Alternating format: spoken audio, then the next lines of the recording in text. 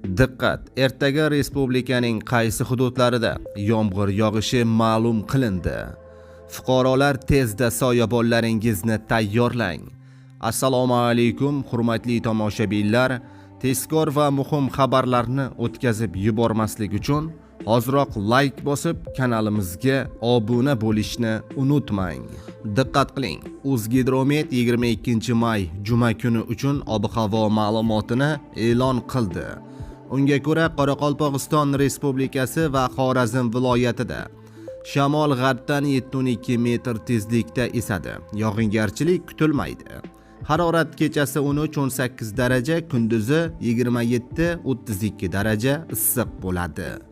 Buxoro va Navoiy viloyatida havo harorati kechasi 15-20 daraja, kunduz kunlari 25-30 daraja issiq bo'ladi. Ba'zi joylarga yomg'ir yog'ib, ayrim joylarga kuchli bo'ladi. Momaqaldiroq bo'lishi kutilmoqda. Toshkent, Sirdaryo, Jizzax, Samarqand viloyatida harorat kechasi 15-20 daraja, kunduz kunlari 22-27 daraja bo'ladi.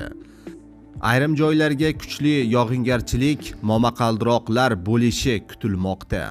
Qashqadaryo va Surxondaryo viloyatida havo harorati kechasi 15-20 daraja, kunduz kunlari 28-33 daraja issiq bo'ladi. Havo o'zgaruvchan bo'ladi, ayrim joylarga yomg'ir yog'ib, momaqaldiroq bo'lishi kutilmoqda. Andijon, Namangan va Farg'ona viloyatida havo o'zgaruvchan bo'ladi. Ayrim joylarga yog'ingarchiliklar, ayrim joylarda esa o'ta kuchli bo'ladi. Momaqaldiroq bo'lishi kutilmoqda. Havo harorati kechasi 15-20 daraja, kunduz kunlari 25-30 daraja issiq bo'ladi va ba'zi joylarda chang-to'zonlar kuzatilishi ma'lum qilindi.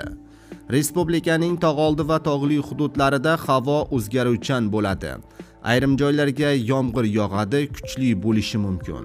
Momaqaldiroq kuzatiladi.